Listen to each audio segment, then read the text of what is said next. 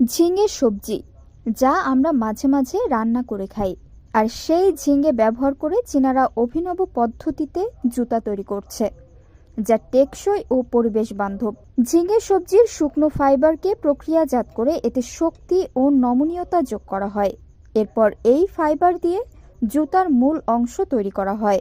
এতে কোনো রকম প্লাস্টিক বা কৃত্রিম উপাদান ব্যবহৃত হয় না, যা পরিবেশ দূষণের ঝুঁকি কমায়।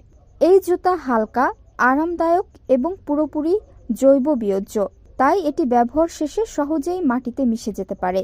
ঝিঙের প্রাকৃতিক ফাইবার বাতাস চলাচল সহজ করে, ফলে এটি দীর্ঘ সময় ব্যবহার করলেও পায়ে দুর্গন্ধ হয় না।